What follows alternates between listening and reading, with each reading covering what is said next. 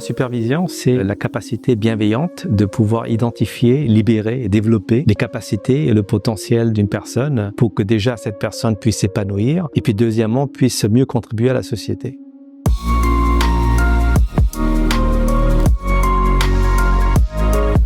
Il y a un énorme lien entre supervision et conscience parce que déjà le superviseur doit lui-même être pleinement conscient de ses propres limites, de ses propres capacités.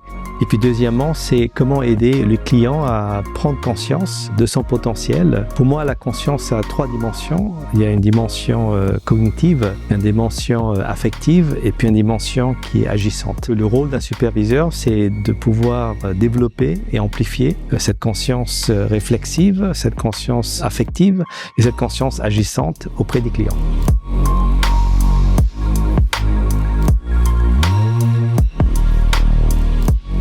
Je pense dans un monde complexe où on vit actuellement, PSF va jouer un rôle très important parce qu'effectivement, c'est comment on aide les membres de PSF, c'est-à-dire les superviseurs, à avoir une compréhension plus développée de la complexité du monde actuel. Et puis deuxièmement, donner des outils qui le permettront de mieux aider leurs propres clients. Parce qu'aujourd'hui, on parle beaucoup de le monde VUCA, qui est un monde volatile, incertain, complexe, imprévisible.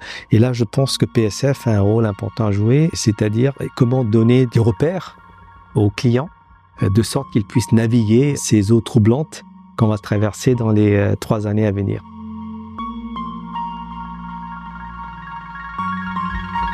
La vision que porte PSF m'inspire parce qu'il essaie d'agir simultanément sur la conscience individuelle et collective, parce qu'il faut les deux. Je dis toujours en France de manière un peu caricaturale, c'est qu'on met trop l'accent sur le collectif au dépend de l'individu. Mais moi je crois, comme Gandhi disait, be the change, soyez la transformation. Et la transformation est toujours incarnée par une personne. Le rôle de PSF qui m'inspire beaucoup, c'est qu'il mise en fait sur ce double développement de la conscience individuelle et du collectif, en ce sens qu'une personne qui a sa conscience mieux développée peut ensuite agir, avoir un impact sur le collectif et vice-versa. Parce qu'une personne en fait qui évolue dans un cadre collectif bienveillant peut aussi plus facilement développer sa conscience personnelle.